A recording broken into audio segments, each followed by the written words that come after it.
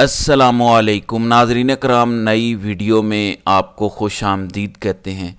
मालूम नहीं कि पाकिस्तान तहरीक इंसाफ को अचानक क्या हो गया है। ज़ाहिर है कि पाकिस्तान तहरीक इंसाफ ने इतनी कोई आसानी से इलेक्शन नहीं लड़ा था, ना उनको आसानी से इलेक्शन लड़ने दिया गया था, बल्कि दूसरे लफ्ज़ों में वो कहते हैं कि हम आग का दरिया पार करके आए हैं। ये बात ठीक है, लेकिन जब लोगों ने उन पर एतमाद किया और सिस्टम उनके ख़िलाफ़ खड़ा था, लेकिन उसके बावजूद लोगों ने उनके हक़ में वोट दिया और उनको तमाम तर रुकावटों और हथकंडों के बावजूद जितवा के असम्बलियों में भेजा है, तो अब मालूम नहीं पड़ता कि अंदरूनी इख्तलाफात हैं या कोई और वजह है।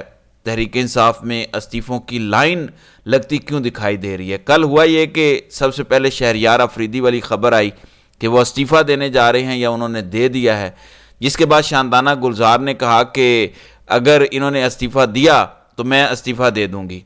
फिर जरताज गुल ने कहा कि ना उन्होंने इस्तीफ़ा दिया है ना हम उनको इस्तीफ़ा देने देंगे, तो लगा कि यह मामला टल गया है। लेकिन इसके बाद अब एक और इस्तीफ़ा जो पाकिस्तान तहरीक इंसाफ के हवाले से आ रहा है वो शेर अफजल मरवत का है। ये सारे के सारे वो लोग हैं जो दूसरे लफ्ज़ों में आप कहें कि मुज़ामत वाली तगड़ी किस्म की सियासत करने के कायल हैं। इनका ये ख्याल है कि वो इस तरह से ना इमरान खान को रिहा करवा सकते हैं, ना ही इस तरह असम्बलियों में बैठने का कोई फ़ायदा है, और वो असम्बलियों में भी इमरान खान की वजह से पहुंचे हैं। जब वो इमरान खान के लिए कुछ कर नहीं सकते तो असम्बलियों में भी बैठने का कोई तुक नहीं बनता।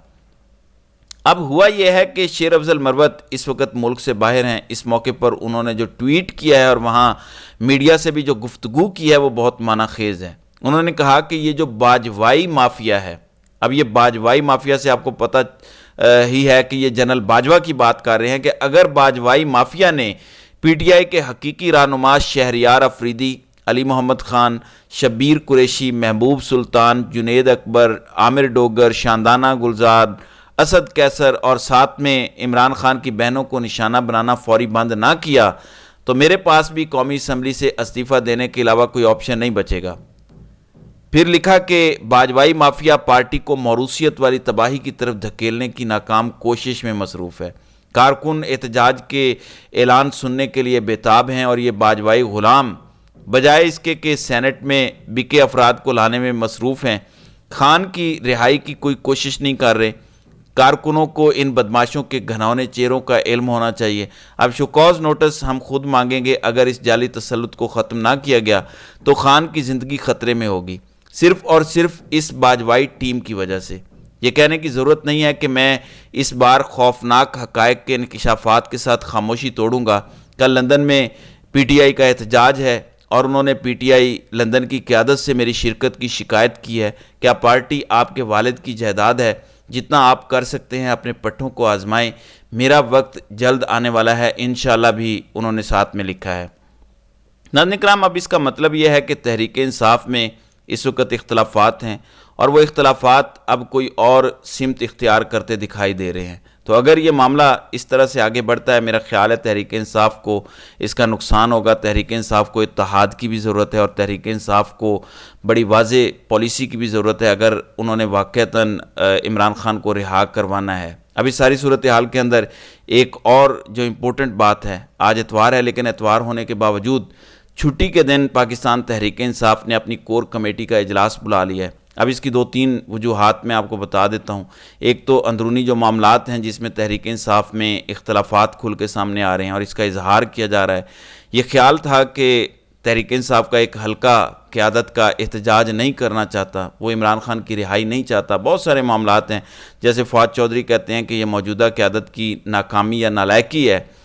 काजी फायजी साहब कैसे केस सुन सकते हैं जब उनके ऊपर 5 रुकनी बेंच ने फैसला दिया हुआ है और कहा हुआ है कि वो इमरान खान से मुतल्लिका केसेस नहीं सुनेंगे। कल रऊफ़ हसन ने प्रेस कॉन्फ्रेंस भी की और कहा कि सुप्रीम कोर्ट के एक बेंच की जजमेंट है कि काजी फायजी साहब किसी ऐसे केस का हिस्सा नहीं बनेंगे जो इमरान खान से मुतल्लिक हो। इमरान खान और पीटीआई के ख़िलाफ़ काजी फायजी साहब का एक ट्रैक रिकॉर्ड है। काजी फायजी साहब ने पीटीआई से बल्ले का निशान लिया। काजी फायजी साहब बगैर किसी इंक्वायरी 9 मई के हवाले से हमेशा ये तासुर देते हैं जैसे पीटीआई ज़िम्मेदार है। फिर 184(3) का जो एक के हवाले से जो केसेस हैं वो तमाम लाइव स्ट्रीम होते हैं, लेकिन जब खान साहब की बारी आई तो लाइव स्ट्रीम नहीं होता। ये इस तासुर को सच साबित करता है।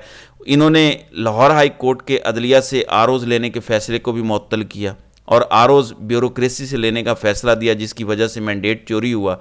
تو اب ان تمام چیزوں کو سامنے رکھتے ہوئے ہمارا مؤدبانہ مطالبہ ہے کہ قاضی فائز عیسیٰ خود کو PTI اور عمران خان کے کیسز سے الگ کر لیں، یہ کل کا مطالبہ ہے۔ تو کہنے کا مطلب یہ ہے کہ یہ چیزیں تو پاکستان تحریک انصاف میں چل رہی ہیں۔ پھر اس کور کمیٹی کے اندر ایک اور بڑا اہم معاملہ ہے، کل جو اعلان کیا گیا عزم استحکام آپریشن کا، ایک اور فوجی آپریشن ملک میں لانچ کیا جا رہا ہے۔ گو کہ ہماری معیشت بہت کمزور ہے، باقی بھی معاملات ہیں، تو اس تمام صورتحال میں فوجی آپریشن ہونا عجیب ہے۔ تو آج دیکھنا یہ ہے کہ اس کے اوپر کیا پاکستان تحریک انصاف کا آفیشیل رد عمل آتا ہے۔ اس کی وجہ ہے ایک میٹنگ آج یہ ہونے جا رہی ہے جس کا میں نے آپ کو بتا دیا ہے، ایک میٹنگ ہو چکی ہے اور وہ میٹنگ ہوئی ہے پاکستان تحریک انصاف اور مولانا فضل الرحمان کے درمیان۔ اسد قیصر اور اخوند زادہ صاحب جو تحریک تحفظ آئین والے ہیں وہ آج مولانا فضل الرحمان سے ملے ہیں، اور اس ملاقات میں خیبر پختونخوا کی مجموعی صورتحال، خاص طور پر سیکیورٹی کی صورتحال، بجٹ اور کچھ دیگر چیزوں پر اتفاق ہوا ہے۔ یہ آپ جانتے ہیں کہ خیبر پختونخوا میں آپریشن کے حوالے سے مولانا کا اپنا ایک پوائنٹ آف ویو ہے، اسی کے اوپر فہد چودھری کہہ رہے تھے کہ ویل ڈن اسد قیصر اور یوسف زئی حسین۔ آپ کی سیاسی مولانا فضل الرحمان، آپ کی جو سیاسی بصیرت ہے مولانا فضل الرحمان اور تحریک انصاف کا لانگ مارچ اس حکومت کے لیے ڈراؤنا خواب ثابت ہوگا۔ جتنی جلدی مولانا اور تحریک انصاف سیاسی اتحاد کر لیں اتنا ہی اچھا ہے۔ عمران خان کی رہائی کے لیے یہ بڑی اہم پیش رفت ہے۔ اب ظاہر ہے یہ ایک میٹر تو اپنی جگہ موجود ہے، میرا خیال ہے کہ اس پر تحریک انصاف کا بھی بڑا مؤثر جواب آئے گا، فضل الرحمان کا بھی آئے گا، جماعت اسلامی کا بھی آئے گا، عوامی نیشنل پارٹی کا بھی آئے گا۔ ہم نے جتنے ماضی میں آپریشنز دیکھے ہیں ان کی اتنی سیاسی مخالفت نہیں ہوئی، شاید اس بار ایسا نہ ہو۔ اس کی بہت ساری وجوہات ہیں جو ہمیں آنے والے دنوں میں پتہ چلیں گی، اور اس بارے میں خاص کر مراد سعید نے ایک بار پھر سٹیٹمنٹ جاری کی ہے۔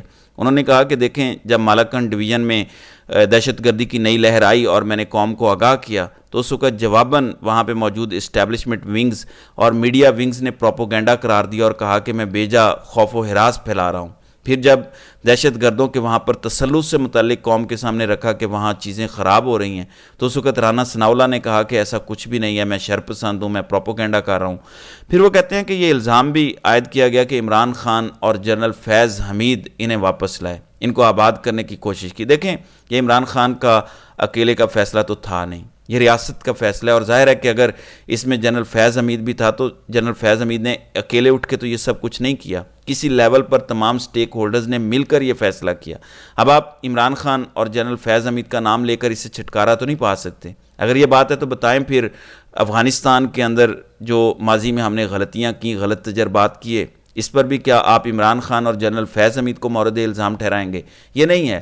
ہماری حکومتی سطح پر، ریاستی سطح پر کچھ ہم نے بلنڈرز کیے ہیں، ہمیں وہ ماننے چاہیے اور ہمیں وہ درست کرنے چاہیے، اور یہ جو ہم بار بار فوجی آپریشن کا راگ الاپ رہے ہیں اس میں ہم تصحیح نہیں کر رہے بلکہ ہم غلطی پر مزید غلطیاں کر رہے ہیں۔